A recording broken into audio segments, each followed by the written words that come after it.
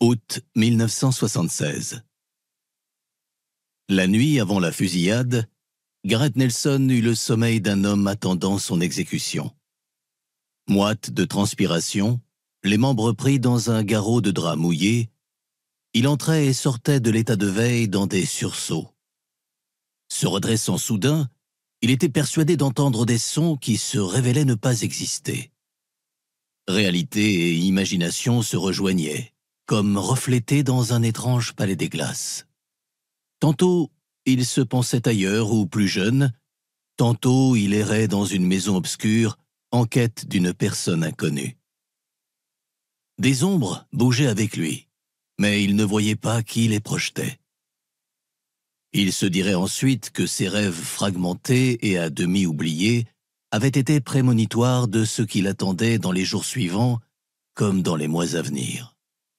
Lorsque, enfin, la lumière sépara le ciel de la terre, Nelson se leva et entra dans la douche. Il essaya de se rappeler ce qu'il avait vu, les bruits qu'il avait entendus, mais le tout se dissipait comme la brume à la surface d'un fleuve. Nelson était shérif adjoint du comté de DeSoto depuis à peine plus de 8 mois. Son prédécesseur, Walt Barrow, n'était resté que pendant les 4 ans de son mandat, après quoi il s'était laissé persuader par ses beaux-parents, sa femme était enceinte de leur 3e enfant, de chercher un emploi moins exigeant et potentiellement moins dangereux. Aux dernières nouvelles, il travaillait dans l'assainissement, et il était aussi malheureux que l'on peut l'être. Le shérif Eugene Bixby avait été réélu. C'était un homme bon et honnête. Lorsqu'il lui avait demandé s'il se sentait prêt à reprendre le flambeau, Nelson avait accepté sans hésitation. Nelson n'avait pas l'ambition de devenir shérif. C'était un poste qui lui semblait purement administratif, avec obligation de rendre des comptes de ses moindres faits et gestes à des politiques anonymes.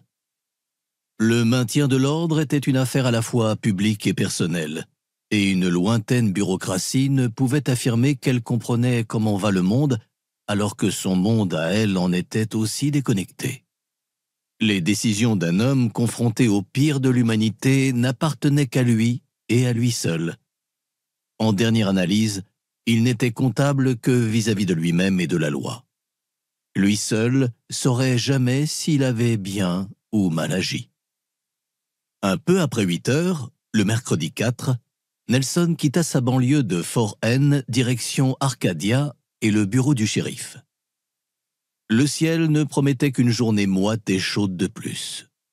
En Floride, les orages ne dégageaient pas l'air, mais ne faisaient que l'épaissir. Comme chaque fois, Nelson s'arrêta à un diner de Lakes Avenue le temps de prendre un café et une pâte d'ours. L'essentiel était d'arriver au bon moment.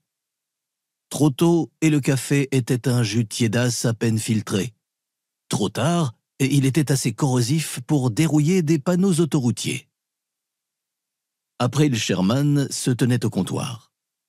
Nelson avait un peu flirté avec elle à l'adolescence.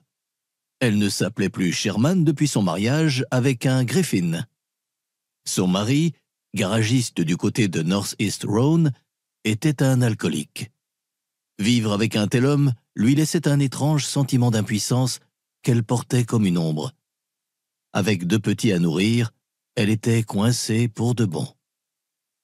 Nelson monta sur un tabouret de bar. « Salut April!